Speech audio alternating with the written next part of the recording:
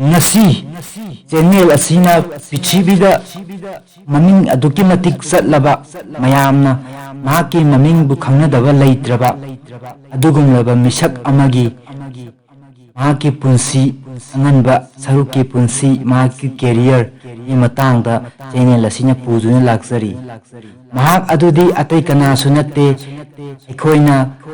khalakliba nahasing amadi adult industry gi adugumlaba फावरबा actor Johnny Sins की अंगांग ओइंगेगी ममिंग असी स्टेबन वोल्फ हाइना कौरमी महाग यूएसए की पिट्सबर्ग पेनिनसुला हारिबा मफम अदुदा 1978 की दिसंबर 31 दा ताइबंग दा खोंगारकी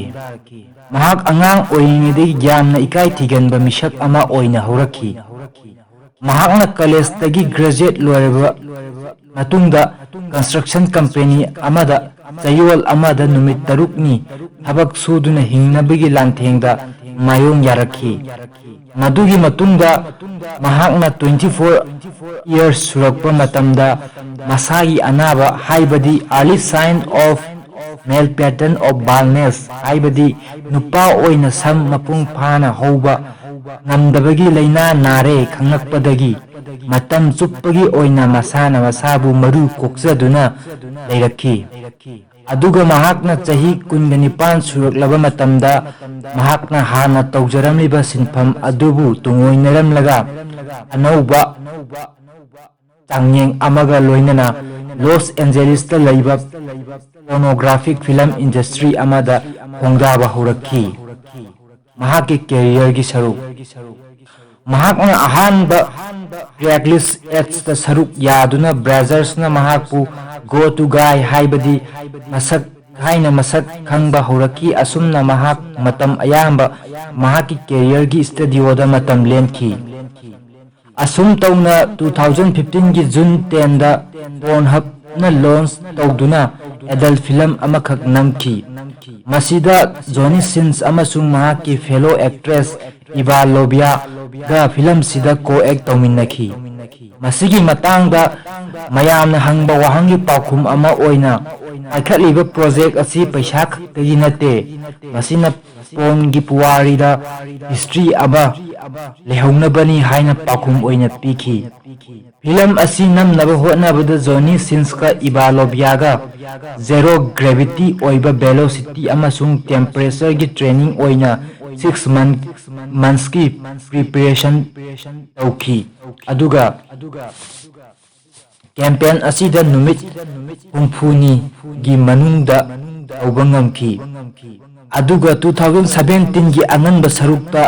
अमसुंग पोर्नोग्राफिक एक्ट्रेस इसा सिन्स हाइबदी जोनी सिन्स की महाकी हानगी नुपी ना जोनी सिन्स की मिंगदा यूट्यूब चैनल अमखक सिन्स टीवी हाइना मिंगथोंदुना नोंगमा नोंगमगी ओइबा हिस्ट्री ओइना लेहौनबा मखोइना तौरिबा डेली एक्टिविटीज ता युमफम ओइबा अमदी सेक्स की पौताक सिंग पीबा चैनल अमा मखोइना संदोखी अदुगा 2021 की मेदा चैनल असिगी सब्सक्राइबर 1.73 मिलियन क्रॉस तौबंगमखी अदुबु 2019 की तंखाई चलकपा चहीदा जोनी सिन्स ना महाक पोर्न वीडियो असिदा गी पोथादुना लेपलगनी अदुबु अमुक अन्ना फीचरदा अमलकपा नत्रगा करिगुम्बा नमिलकपा याय हाइनसु महाकना मखाताना फोंदोकली महाक पर्सनल लाइफ जोनी सिन्स हौजिक लास वेगास ता लेरी ममांगदा महाक पोर्नोग्राफिक एक्ट्रेस किसा सिन्स का लुहोंखी अदुबु मखोई 2019 दगी तोखाई तोखाइना लेजरबसु अदुमक क्लोज फ्रेंड्स ओइना लेरी जोनी सिन्स ना फंखिबा अमसुंग तंखिबा नॉमिनेशन सिंग तल्लबदा हाइबदी the list of accolades received by Sins award AVN award माना गुन फंखिबा अनि पोर्नहबता अमा एक्स बिस्ता अमा एक्स रियोदा अमा total award winsta mari aduga nominate hangkiba award na ABN the 19 pon hapta 0 X Vista 10 X RLO da 4 nomination total 33 asumna Johnny Sinski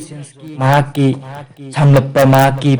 early life mahaki career amasung mahaki personal life ki matangda channel asina mayamda khudol tamjaba matang asida loichinjare makha taba atopa kanagumba singi matangda neinyaningba leiragasu adom comment section da hongdokpirau channel asina soidanaba honnajage haina mayamgi mafamda nolukna haijari